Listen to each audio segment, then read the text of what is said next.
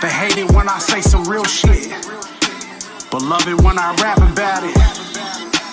Tell the world they always feel this, while acting like they never doubt me. Ain't said nothing to me lately, then ask me why I move without them. Why I'm looking down from where I'm at. The bottom's always overcrowded. They hate it when I say some real shit, but love it when I rap about it.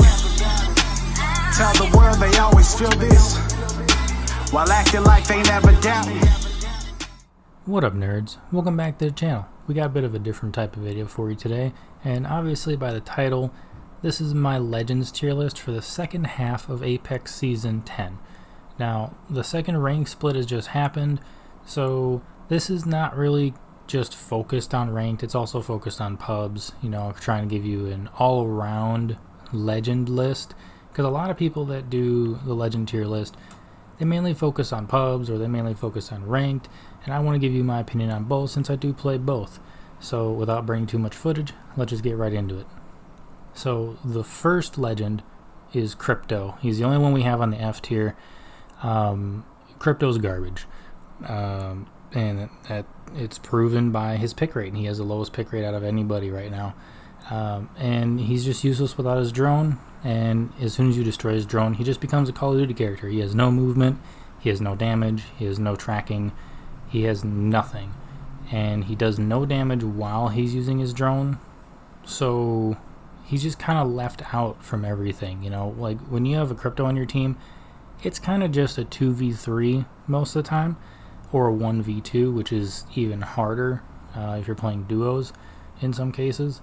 And Crypto just doesn't do anything. Now, you can be a good Crypto player, but chances are you're probably not. And in the D tier, we also only have one legend, and it's Wattson. Wattson is purely defensive and has a lack of flexibility for most situations. Her Q is pretty easy to evade. You just don't go through it, or you destroy the node on the ground. And like, the ultimate is kind of meh. It's a hard counter to fuse, but whoop-de-doo, right? That's one character. And she doesn't have any movement on her own. Now, I have seen a couple Wattsons that are insane, but other than that, like, she just doesn't really do a whole heck of a lot across the game. Now, in ranked, she's a little bit better, of course, on very high tier gameplay because of how fast people move and cutting off zipline exits and things like that. She can be very useful, but she still doesn't do a whole heck of a lot. You have to be a very high tier gamer to make Wattson really work well. And in the C tier, we have three legends. First one is Loba. Her bracelet's kind of decent now, but it's still one of the weirder, like, movement abilities. I don't really get why it's so telegraphed, especially when Pathfinder isn't nearly as telegraphed, and Octane, even though he's more telegraphed than Loba, I would think, he's much harder to deal with. You're still pretty much the most vulnerable character on the map when you're using her bracelet, so it's not really all that great. Her black market is pretty okay, but I still think there could be one more buff added to her black market to make it very good. And personally, I think she should be able to pick up the banners of her fallen teammates with her black market. Now, to balance that, it should take up the slots for her grabbing loot, aside from ammo, when she does it, and only she can do it. No other enemy team can come in there and start pulling their banners and stuff like that. It should be only that Loba and that Loba only to be able to grab her teammates' banners if they are dead with her black market. That would be my buff to her, and then she could go up to a B tier in my opinion, because she's the only other support character, and her passive is just kind of meh. I mean, yeah, she can see high tier loot, but whoop-de-doo, most of us can see that anyway eventually, and it just kind of makes Loba a little bit greedy, which I get, that's like her character, but as far as a team-based thing, if she was able to give that to all 3 characters on the team, it would be much better.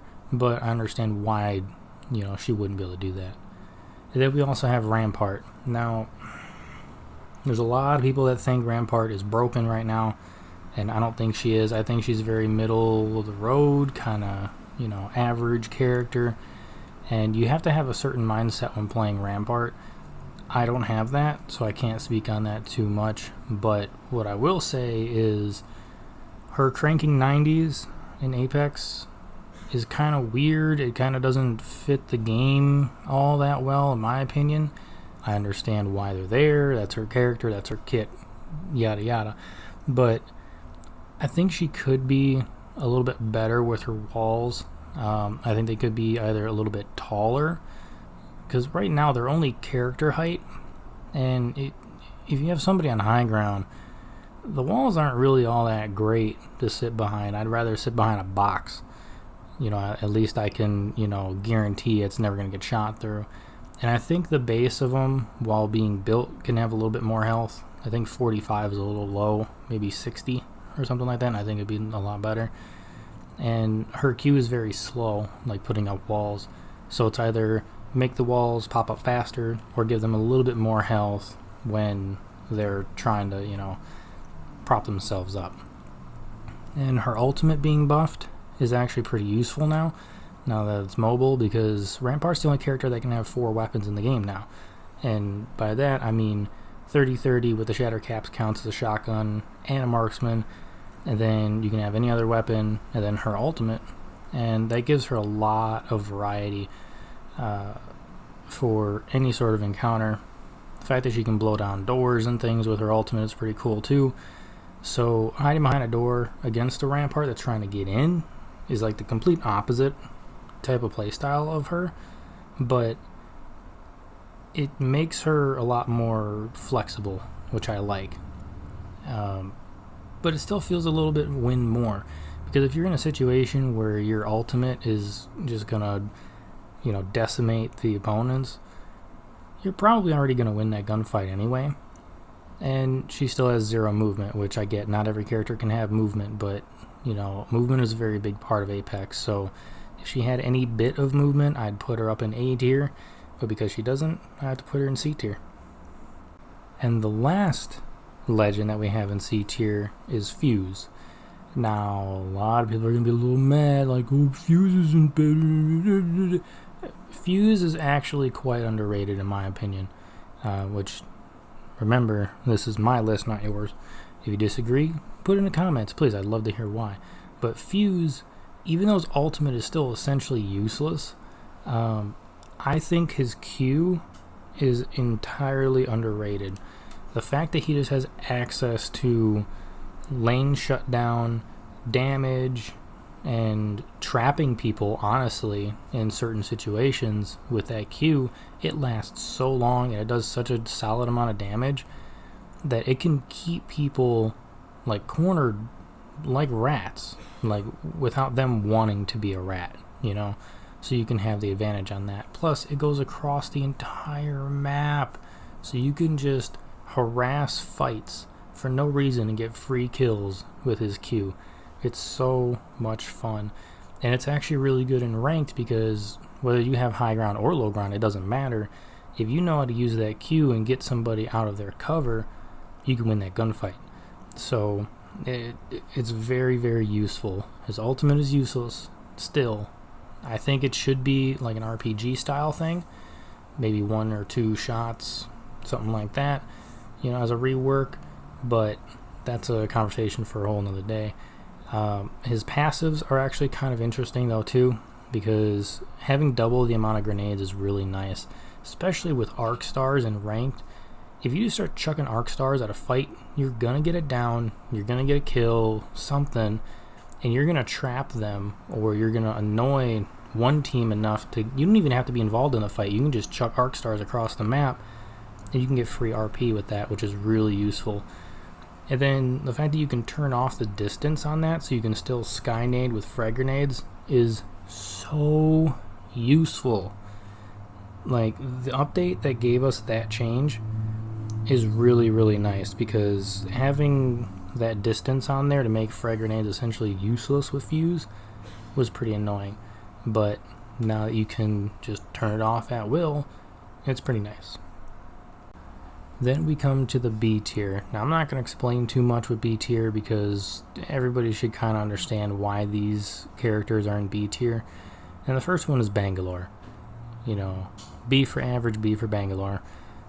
Very, very average character. I mean, her ultimate's kind of okay. Her passive's kind of okay. Her Q's kind of okay. She's just right in the middle. She's kind of like that regular character that most people are going to pick when they start playing Apex Legends. And she's not exceptional at anything, but she's not weak at anything either. Horizon, very good control legend. I think her buff with going back, like reverting one of her nerfs for her Q, for how long she can stay up there, was really nice. Other than that, meh. Like, she's a decent movement character. She's a decent, you know, control the ebb and flow kind of character. Everybody knows the combo of chuck the ult, throw an arc star, see if you get anybody. But even if you're just throwing an ult to keep people from going in a certain direction and to kind of funnel them into wherever you actually want them to go, that's where Horizon shines, because most people think, oh, just throw the ult on them, suck them into the ult. No, you can just shut down an entire lane, especially if there's, you know, the ability of falling off the map, like if it's Olympus, then you can keep them indefinitely trapped, essentially. And you can allow your team to move to height or to the more advantageous position, and then now that other team that was stuck behind that ult is kind of just screwed, so it's pretty nice. Caustic, meh. You know, as far as the defensive characters, he's the middle of the road, you know.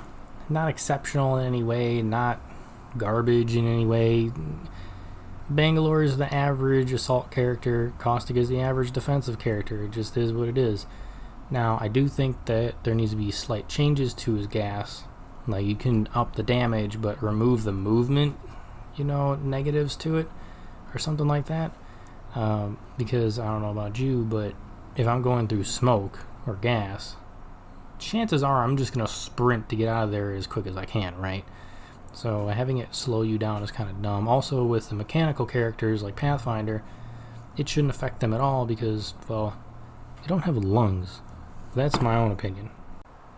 And then we have Valkyrie. I mean, Valkyrie's a solid movement character, but her ultimate and her passive are just movement based, which is fine, but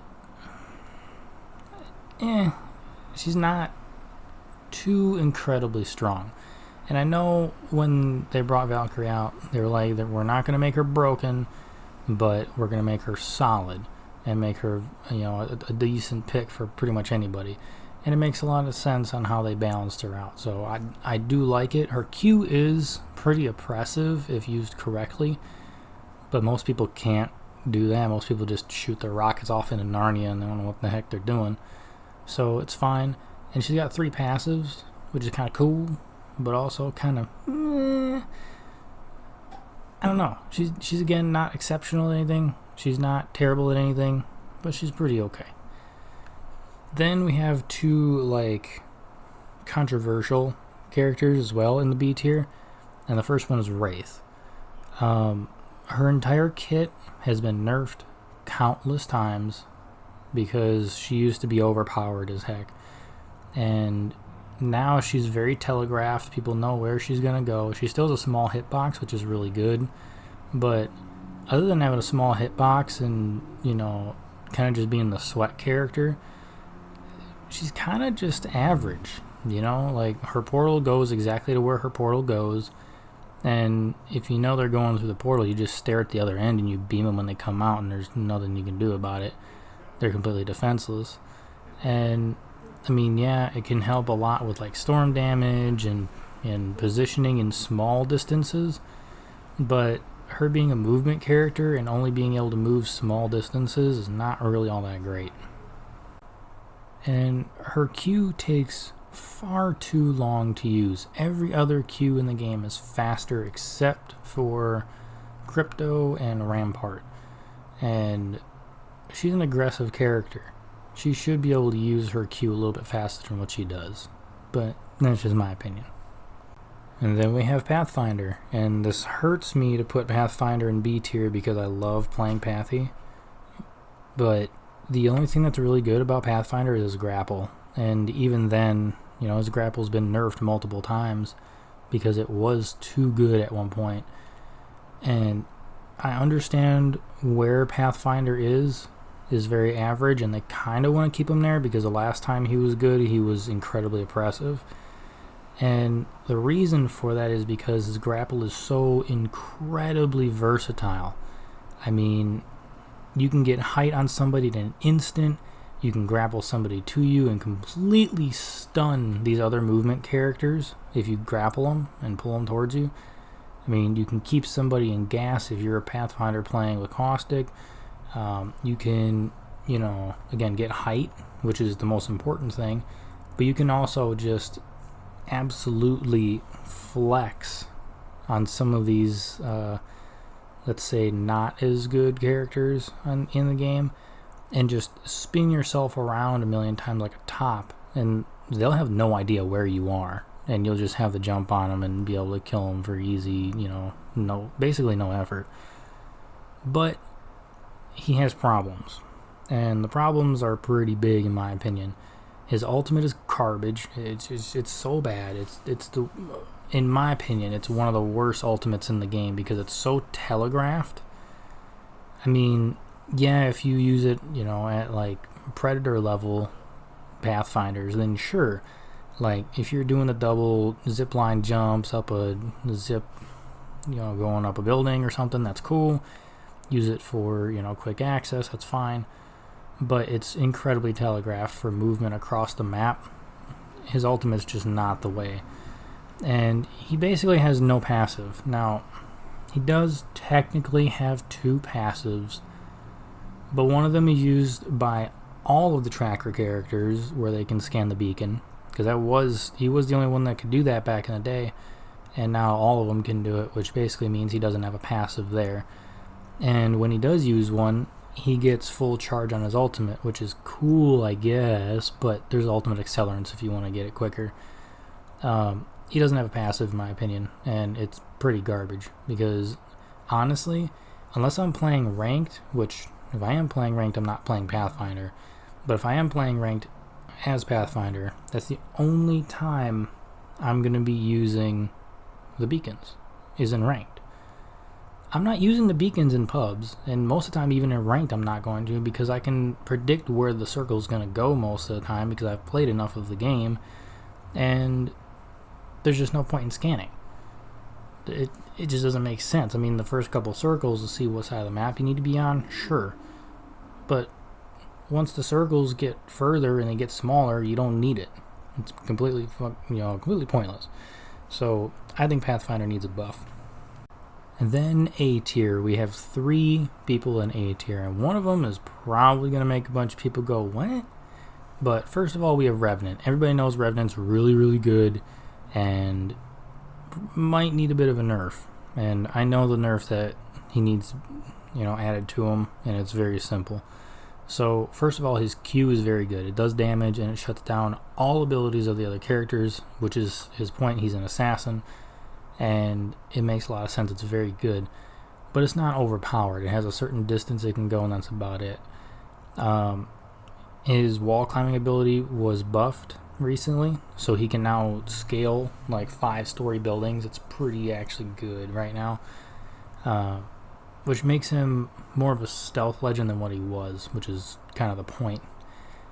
His crouch walk is kind of meh as far as the passive, because his hitbox is incredibly huge if he's crouching, but it can be useful, I guess, in certain instances. If people don't know how to react to it, I guess, and in the middle of a fight, just switching to only crouching can throw somebody off and can win you the gunfight. But where Revenant shines is, of course, with Octane. Now, Revenant's ultimate is broken. And there's one way to fix it that is pretty obvious in my opinion, and that's just putting the distance back on the totem.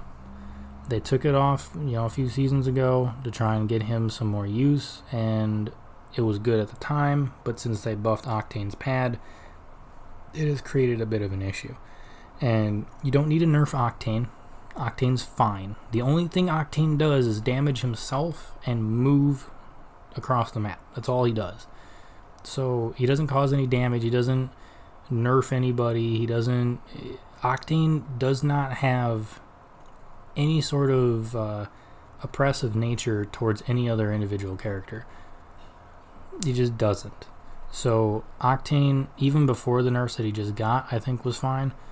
But Revenant needs that distance. And you don't need to make it as short as it used to be. Because it used to be like you go to the next building and you lose the totem protection. You can give it like 2.5 buildings or so, and you're fine. Not to where I can jump pad across 5 jump pads on the map and then, end up taking basically no damage for that movement if I get sent back.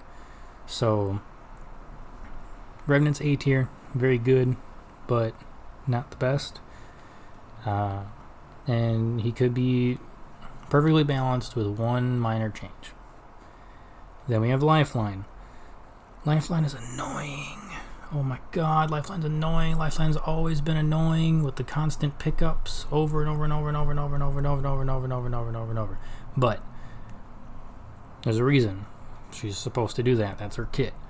So Lifeline would be S tier, but if you use your brain and you just down the Lifeline first, or at your earliest convenience, then you don't have to worry about it, and her kit's basically useless. And if her team leaves her and she's solo, or if she just ends up landing away from her team, she's completely useless.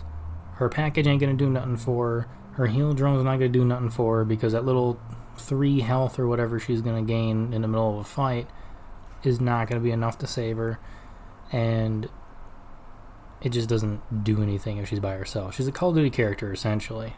And that's nice if you can catch a Lifeline off guard. Now, if you have a team that plays to their Lifeline, that is the most annoying team on the map. Period. I don't care what you have to say. That Lifeline team, especially if it's a Gibby Lifeline that plays to the Lifeline and not the Gibby, you're going to have a hard time.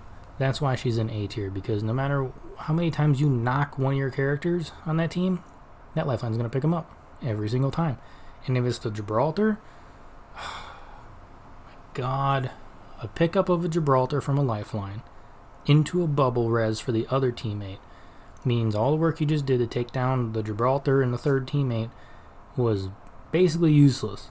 Because you're not going to push a bubble unless you're an absolute Chad. Most people don't push bubble, at least not on console. And, I play on console, so that's where my experience is coming from.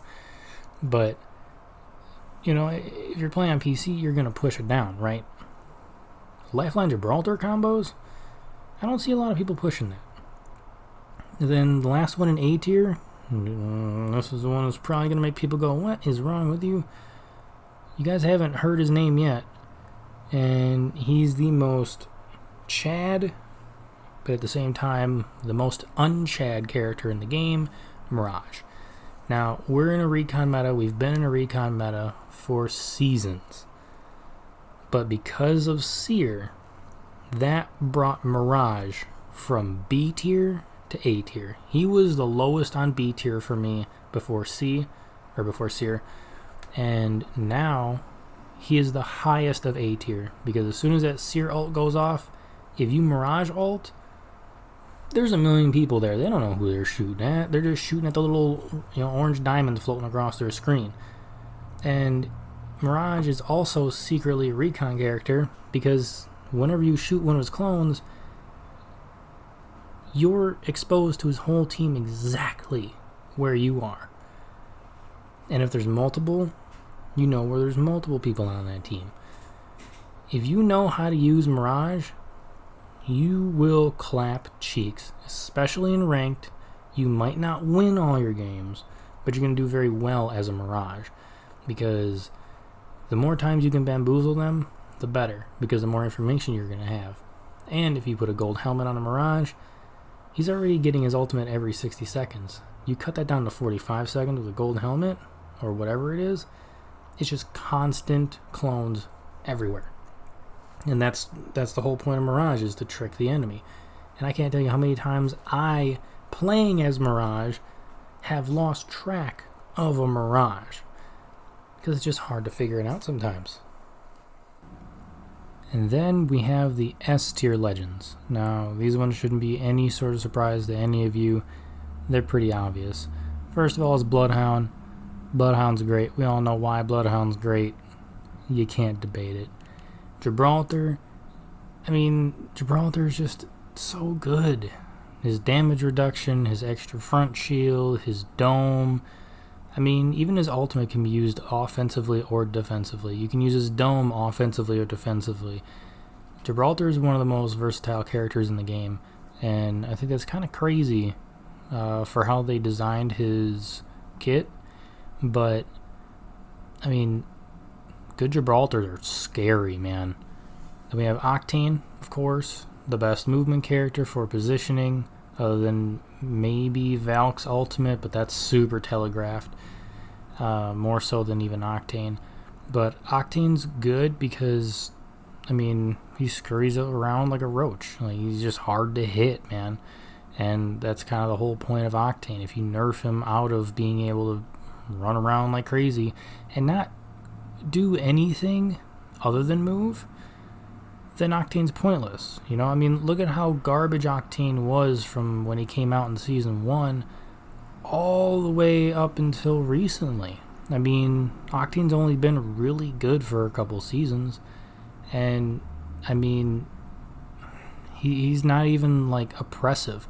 Seer, on the other hand, who's also in S tier, was incredibly overpowered, like to the point where they nerfed him like 2 weeks in, because they were like, okay, we kind of had our fun, let's kind of take out a couple little things from Seer. And even now, Seer is still incredibly strong.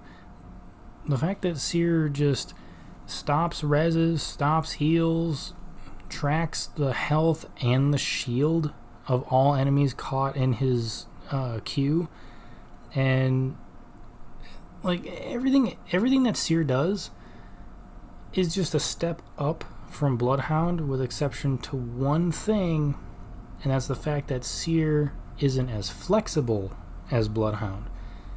And let me explain that, because Bloodhound's Q, his scan, is very good. It covers a wide range and it goes pretty far, right? It covers more ground than Seer's ultimate. Seer's ultimate is more effective because it's a continuous scan within that bubble, but you know where the edge of that bubble is, you can get out of it, it's not that hard. But it's still very, very, very good. Seer's Q is doing the same thing, it's just scanning. Well, Bloodhound's ultimate lets him also be faster than Octane and harder to hit, and lets him see through smoke, and gives you heat signatures and things over incredible distances. I mean, you can give digi-threat abilities to a Kraber. That's just stupid.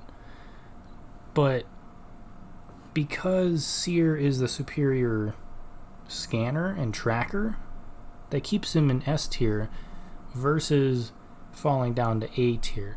Now, I don't think Seer is ever going to fall down to A tier. I think Seer is always going to be an S tier alongside Bloodhound and Gibraltar, because Seer has way too many things going for him. He has way too many passives, way too many abilities stacked on one thing, and for whatever reason, the hitbox for Seer's Q is not a cylinder. It's still a cube, which makes sense in like game development and design, because everything's done with polygons, so I get that. But when you show the animation of his Q being a cylinder, and yet I can be completely outside of it, like on a top left corner of said cube, and still get scanned even though I'm not anywhere in that, that's a problem. So they need to fix that. But other than that, there's no problems with Seer other than he doesn't have movement. And if he did have movement, even half as much movement as Octane, which is like a quarter of Bloodhound, then Seer would be the only S tier legend. And Seer was the only S tier legend before he got nerfed. He was so oppressive, so good. You had to have a Seer on your team. You don't have to have a Seer on your team now. You can play with just a Bloodhound and be fine, but Seer is still just so good. Thank you guys for sticking through the video, and if you're here just for the quick recap, I'm just going to get into it for you. F tier is Crypto, obvious. D tier is Watson, pretty obvious. C tier is Loba, Rampart, and Fuse. B tier is Bangalore, Horizon, Caustic, Valkyrie, Wraith, and Pathfinder. A tier is Revenant, Lifeline, and Mirage. And S tier is, of course, Bloodhound, Gibraltar, Octane, and Seer. If you guys have any sort of disagreements with me or reasons you want to discuss why your favorite legend should be in a different spot, feel free to leave them in the comments below. I'd love to read every single one of your guys' comments. And make sure to keep the comments friendly and courteous because no one likes a turd. Now, I'm sure some of you would be wondering where I predict Ashe, our next legend, to be on the tier list, and it's pretty simple. Of course she's going to be S tier, at least to start. Ashe is supposed to be the next legend for Season 11 and is said to completely overshadow Wraith in her current form, and I believe that's on purpose, at least for her release. Recently, Respawn has been releasing legends in a pretty broken state.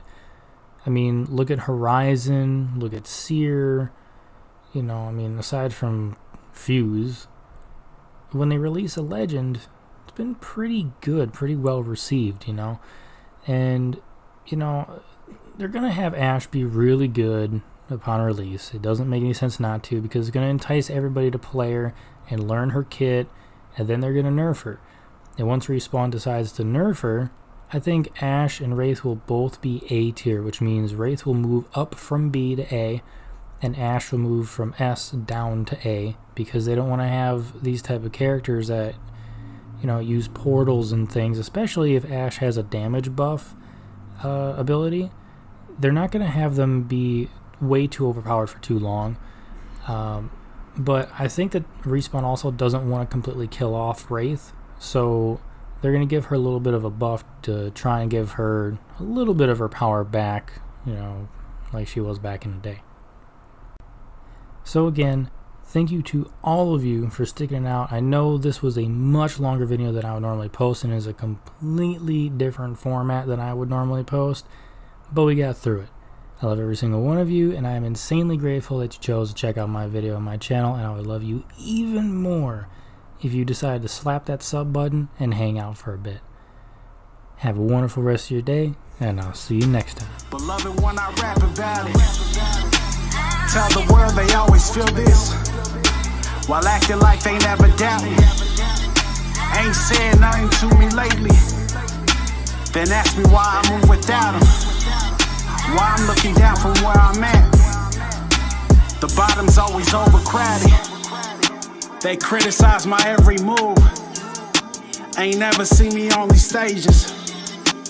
Wishing they was in my shoes. Acting like I owe them favors. My girl think I'm hella cool. The brodies know I keep it dangerous. They can't agree on who I am. We all met at different phases. Folks support me when I'm up there and dog me while I'm trying to make it. Gambling always leads to nowhere, so I made a trip to Vegas. Young when I put the work in. They mad they don't see the cases. Sky told me move in silence, so victims don't remember faces. They hate it when I say some real shit, but love it when I rap about it. Tell the world they always feel this, while acting like they never